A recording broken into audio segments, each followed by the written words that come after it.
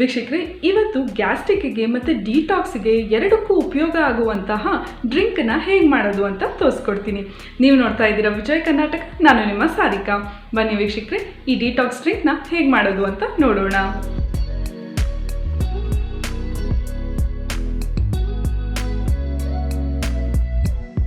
ವೀಕ್ಷಕರೇ, ನಮ್ಮ ಡ್ರಿಂಕ್ ಮಾಡ್ಕೊಳ್ಳೋದಕ್ಕೆ ನಾ ಎಲ್ಲ ಇಂಗ್ರೀಡಿಯೆಂಟು ಇಟ್ಕೊಂಡಿದ್ದೀನಿ. ಬನ್ನಿ ಒಂದೊಂದಾಗಿ ಏನೇನು ಅಂತ ನೋಡೋಣ. ನಮಗೆ ಬೇಕಾಗಿರೋದು ಚಕ್ಕೆ ಪುಡಿ ಮತ್ತು ಜೀರಿಗೆ ಪುಡಿ, ಈ ಎರಡು ಪುಡಿನೂ ಬೇಕಾಗತ್ತೆ. ಆಮೇಲೆ ಶುಂಠಿ ಬೇಕು, ಚೆನ್ನಾಗಿ ತೊಳೆದು ಸಿಪ್ಪೆ ತೆಕ್ಕೊಂಡಿದ್ದೀನಿ. ಆಮೇಲೆ ನೀರು. ಮೊದಲು ಶುಂಠಿನ ಚೆನ್ನಾಗಿ ಮ್ಯಾಶ್ ಮಾಡ್ಕೊಳ್ಳೋಣ.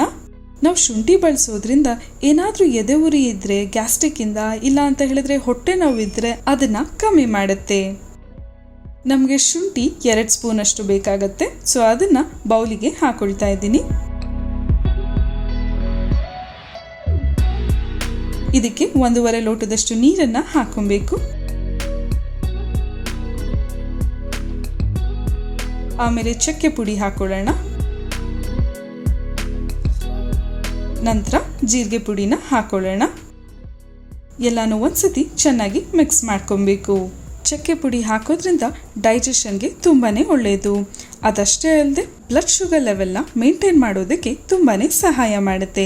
ಯಾಕೆಂದರೆ ಇದರಲ್ಲಿ ಆ್ಯಂಟಿ ಇನ್ಫ್ಲಮೇಟರಿ ಮತ್ತು ಆ್ಯಂಟಿ ಆಕ್ಸಿಡೆಂಟ್ ಪ್ರಾಪರ್ಟಿ ಇದೆ. ಹಾಗಾಗಿ ನಮ್ಮ ದೇಹದೊಳಗಿರುವಂತಹ ಟಾಕ್ಸಿನ್ಸ್ನೆಲ್ಲ ಹೊರಗಡೆ ತುಂಬ ಸುಲಭವಾಗಿ ತೆಗೆಯುತ್ತೆ.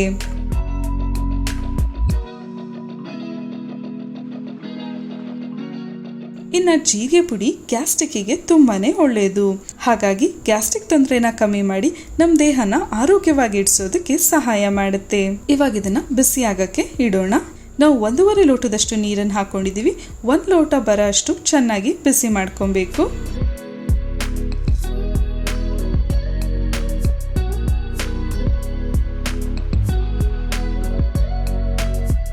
ಚೆನ್ನಾಗಿ ಬಿಸಿ ಆದಮೇಲೆ 1 ಲೋಟಕ್ಕೆ ಹಾಕೊಳ್ಳೋಣ.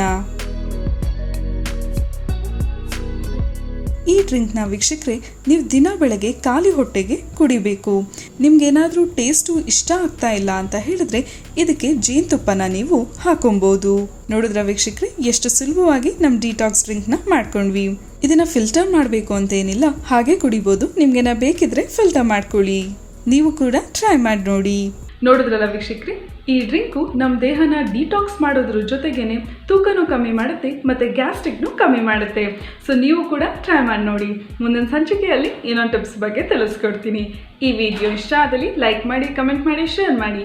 ಇನ್ನು ವಿಜಯ್ ಕರ್ನಾಟಕ ಚಾನಲ್ನ ಸಬ್ಸ್ಕ್ರೈಬ್ ಮಾಡಿಲ್ಲ ಅಂದರೆ ಸಬ್ಸ್ಕ್ರೈಬ್ ಮಾಡೋದಕ್ಕೆ ಮರಿಬೇಡಿ. Take care. ನಾನು ನಿಮ್ಮ ನೆಕ್ಸ್ಟ್ ಎಪಿಸೋಡಲ್ಲಿ ಸಿಗ್ತೀನಿ. ಬಾಯ್, ಸೈನಿಂಗ್ ಆಫ್.